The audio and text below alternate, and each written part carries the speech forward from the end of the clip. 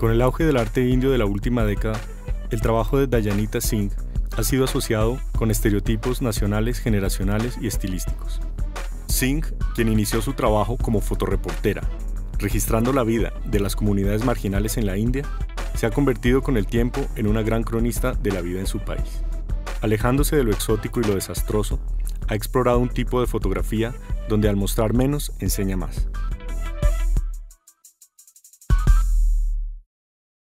How do you feel in Colombia? That is a country where maybe you didn't have a lot information. Perhaps is new for you. I thought it would be. I thought it would be another world, but it's not. It feels very familiar. When I sit in the square outside, I watch all the students. I feel much closer to it than I do, say, if I'm in Europe. It seems closer to India. The traffic is very much like New Delhi. And I read about you, about your life.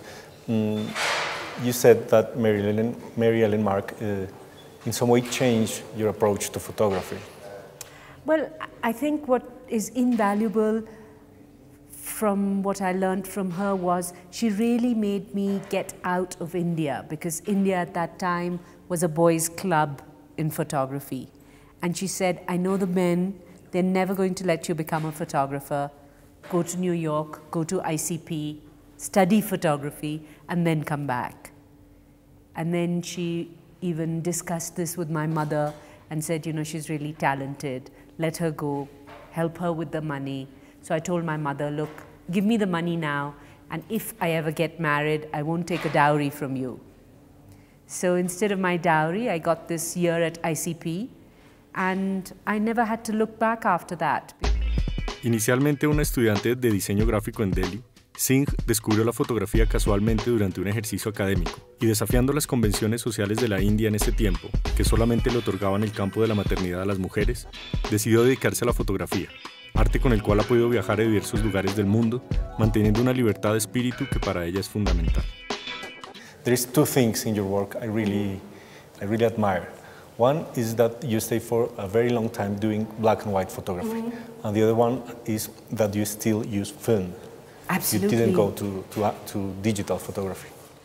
I think the most important thing in a photograph is what's in your head, is the thought you bring to something, to a situation, to whatever it is that you're after. It's not enough to say, I want to photograph Bogota. What is my thought process? And I think thought is the key for photography. And perhaps digital takes that away. So I feel digital maybe takes the heart of the kind of photography I aspire to. Because with digital, I could come here, I could photograph from morning to night, everything, because I know I'm not paying for the film. There's I don't have to stop. I don't have to pause. I go on. And it's great for taking notes, for remembering something.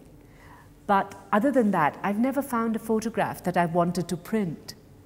And you give me one roll of film with 12 shots, and there will be at least 3 images on it that I will want to make a print of. And that there are no accidents. No accidents. I was telling you about the Blue Book work and how that was a complete accident because I was on such a high tower and I ran out of color film.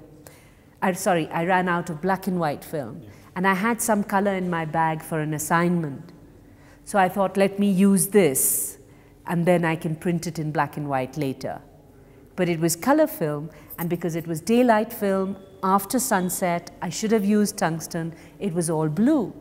And it actually allowed me a way into color. I never wanted to work with color.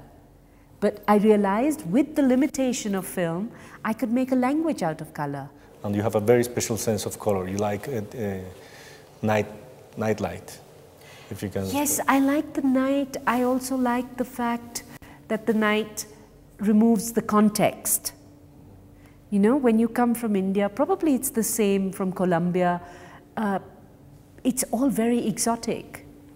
And I don't want to be the exotic the person who's presenting exotic India, and I feel that the night really takes away the context, and so I can more easily create a certain mood or a certain mystery or a certain suspense in the photograph than in daytime. And I also love this sort of exaggerated color that happens with daylight film at night.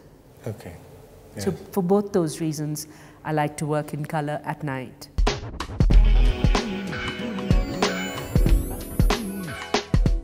Con Dayanita Singh hemos podido ver cómo, más que forma, la fotografía también es pensamiento.